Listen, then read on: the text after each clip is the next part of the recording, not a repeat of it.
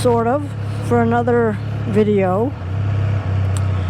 A couple of weekends ago, I was able to do a 80-mile ride, but it was mostly all freeway to run an errand.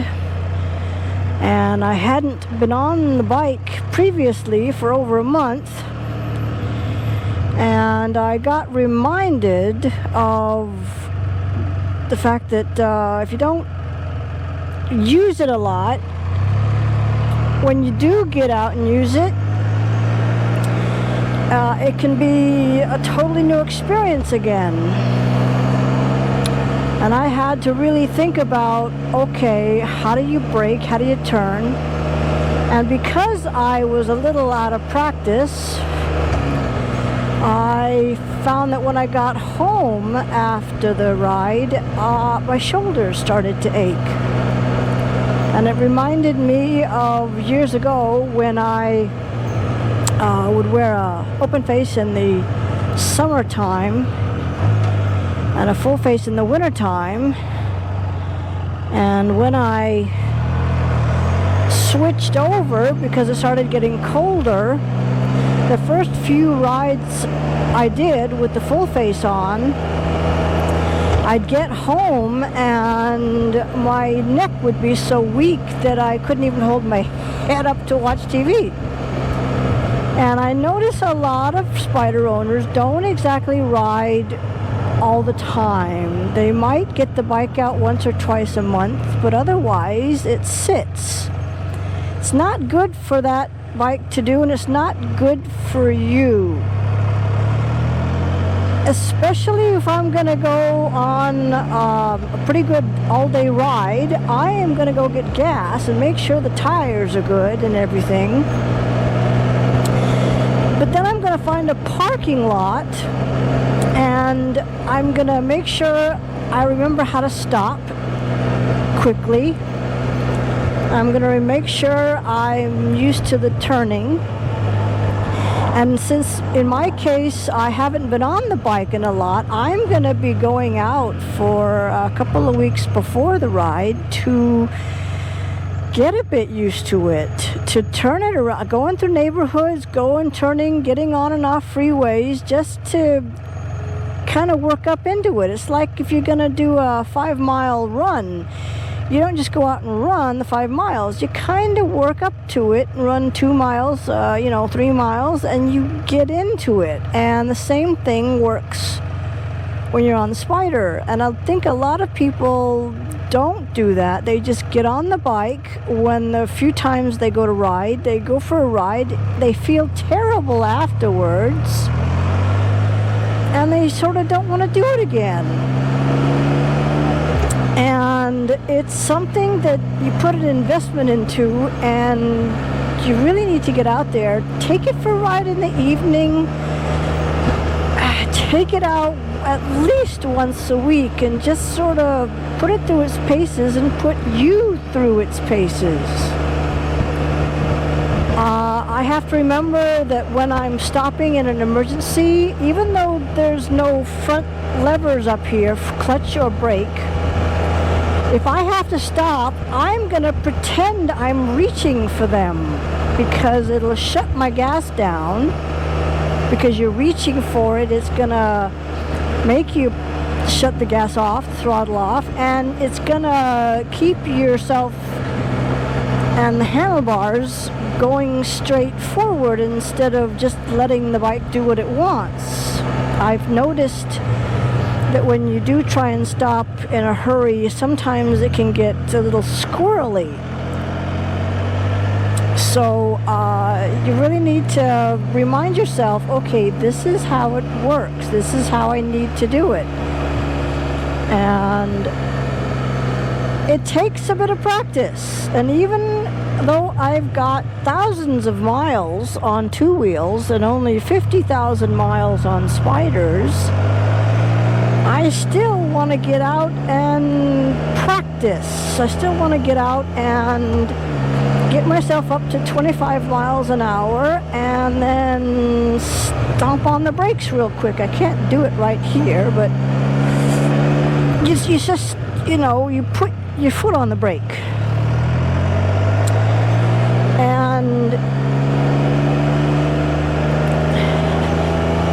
He's doing what I want to do.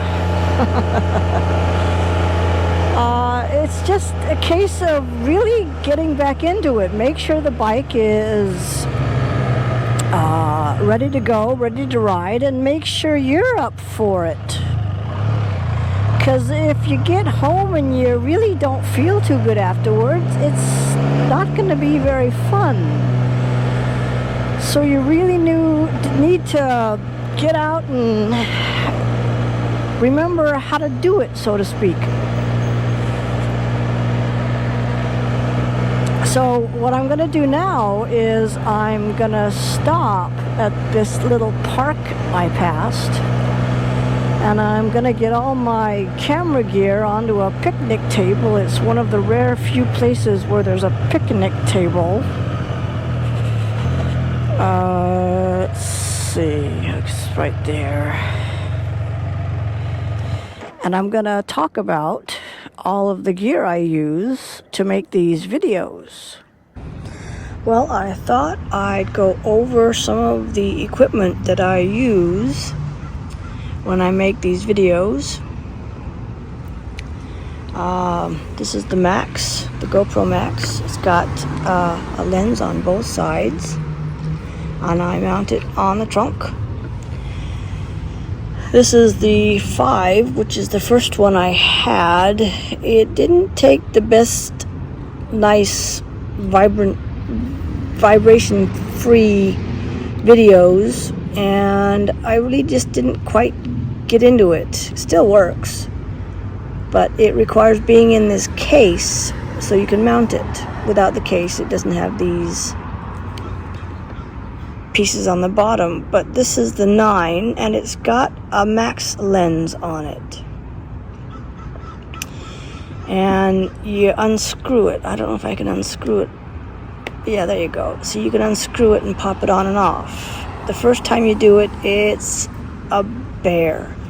But the newer cameras have the built-in mounting feature so that you can mount it. The Max lens supposedly keeps the horizon level.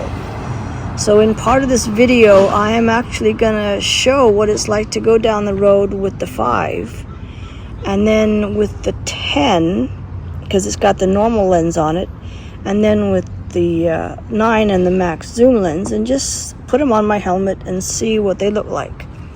This one back here is one of 3 GoPro Sessions. They're not made anymore, but I got a couple extras on eBay. If you buy them brand new, if you can still find them, they're like $500. I got these couple extras on eBay for like $160. This is a waterproof mount for the Session. I mount it on the front nose of the Spyder. This is what I mount to the handlebars that holds the Session so that I get my dash information and dash video. I used to use this, which is the GoPro Media Mod, and it has the ability to plug in for audio jack, power, and if I can get the mic out the way, video or extra video, I'm not sure. I never really got into that one. But the problem twofold is that whenever I make the videos on my laptop, I want to take the SD card out. And in order to do that, I had to take it out of this, which means popping off the bottom here and taking it literally out, and to get the SD card out, because the SD card goes in the camera on that side. The other problem I found is if I charged it via the Media Mod, the light would go out telling me it's fully charged, but it wasn't fully charged. I found it would go dead quick, and I found out that it wasn't fully charging it for some reason. So I've kind of given up on the Media Mod. The only thing neat about it is it's got the built-in mic, and you can add a separate mic. If you want to put it on your helmet and add a small mic to it, you can, easy enough. The mics I use are the Rode Wireless 2, I think they're called. Go Wireless, yeah. And that's the receiver, and there's 2 mics. And you can buy an extra feature that you slide this metal piece on the clip. And I got 2 of them, and what I did in the helmet is I cut a slit in the helmet, and I put one mic underneath and magnet underneath and magnet on top. And that's how the mic just sits there. It just clips in, and it's held in place just by the magnets. And it's right there next to me, so you can hear me and understand what I say. You have to remember to turn it on. I found that I tend to fail to do that sometimes. This is the chin mount, chinmount.com. They make them for all the different types of helmets, and it allows you to stick it onto your helmet. They've designed them so that if you've got a vent in the front or you've got a latch for modular, they make it so that that still works. And when you stick it on, you really have to get a hairdryer and heat the area of the helmet where you're going to stick it, and then heat the actual VHB tape, and then give it 24 hours to really stay stuck. There's been a few people who've said that they've lost it because it comes off, and you don't want to lose your helmet, you don't want to lose your camera.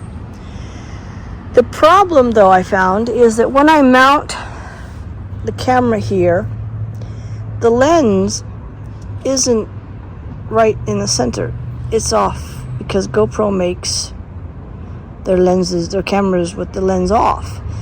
Their new GoPro 11 has new features to it, but they have an 11 mini that I'm waiting for, and it will sit right here and it will get center video, but it's also smaller so that it won't, because I notice when the camera's on there, it's heavier. And I thought that the new 11 mini would really be a better deal. I wanted to put the Session on, but the batteries are built in. That's kind of why I got a couple extras, because when one dies, I can just swap it for another one. I can't put the new battery in, but with these, I can put a new battery in to keep going. But not with the Sessions, because they're built in. What I also did was I switched from the Media Mod to the door. It's a like $20, $30 extra door that you can just pop off. It just sits into a bar here, and then you can, it's got a waterproof hole in it for your power or adapter. And let's see if I can get this back on.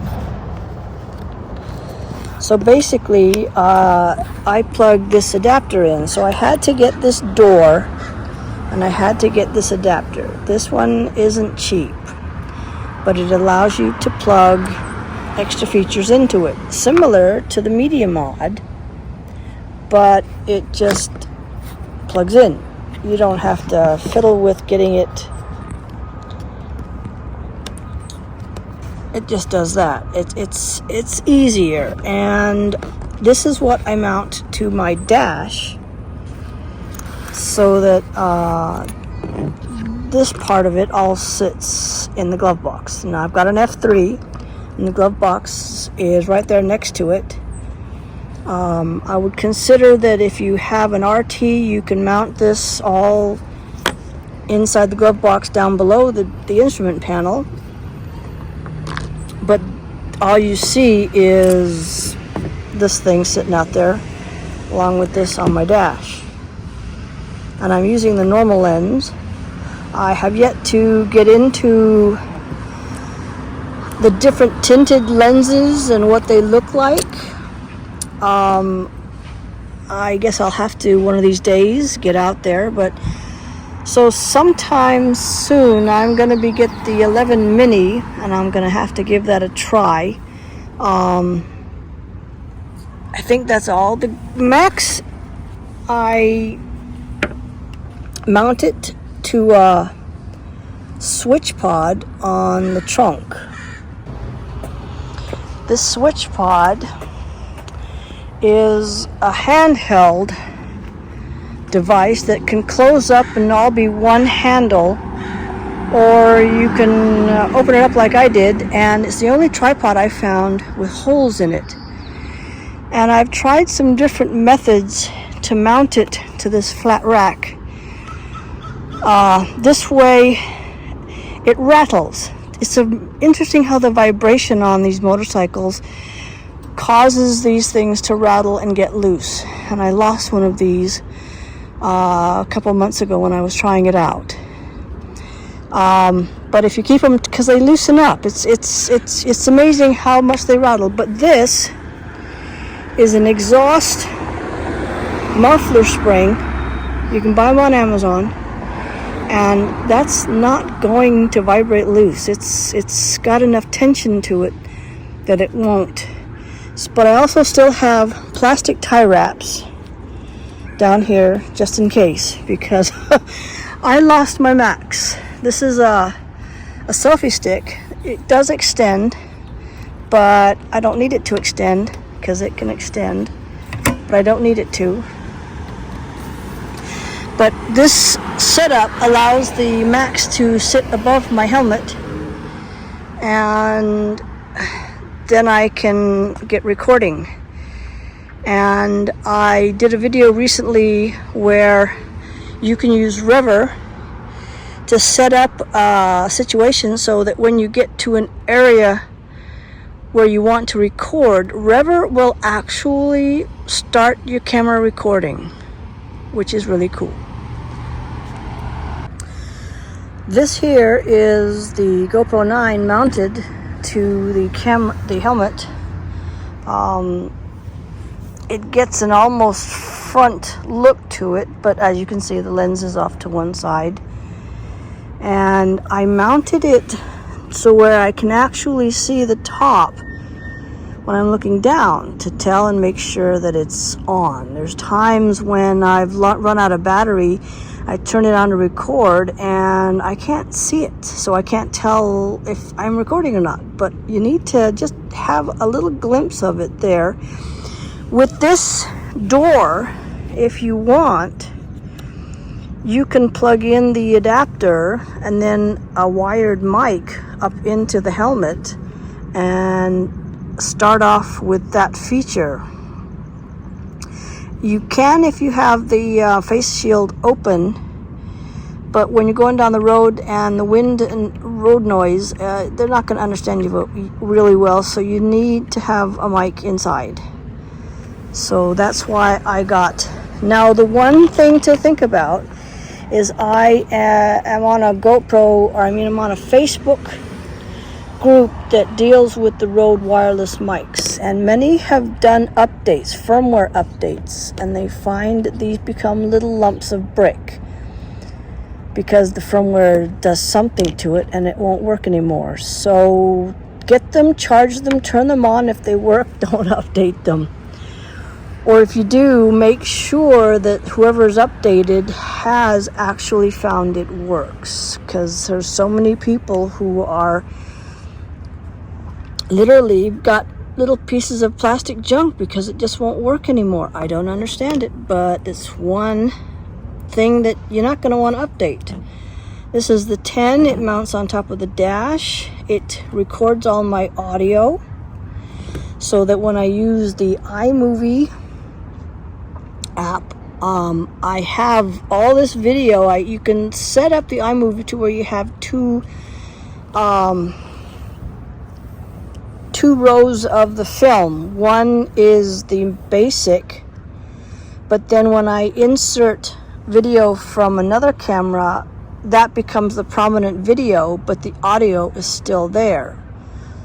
So that's when you see me switch from one view to another. This audio has to be in the video project, otherwise you won't hear anything. So I need to have this there all the time, and then I just supplement the video from here or from the session into it, and that becomes the prominent video, which is kind of cool. It's still a learning feature. I don't really want to spend the money to get into more professional video editing software. The iMovie works. I use it on a small laptop. When I use the Macs, and I made a video recently of this, but this takes 360. And that means that it's taking video up, down, left, right, everywhere. You can't blend that into standard video. So what I do is I have to download the video to the phone, and then when you look at the video and move the phone around, you're actually seeing all of what you want to see in the video. And the Quick app has a feature where you can, it's over capture, and basically you watch the video, but you record certain sections while you're watching, and you move the phone around and you're recording again from the 360 video, so you get a standard video, and that video can then be put into your main standard video. It's a lot smaller file. A 360 video is a major file, so you can upload it, and there's a few times I've done this, but it just makes it more cool to use this and do it the way I've figured out how to do it. So now I'm going to go back and get on the bike, and I've got the 9 on here, but I'm going to put the 5 on first and ride down the road, and then I'm going to put the 10 on, my helmet, and I'm going to see what the difference is between the lens of the two as well as the older model, and it'll be part of the video.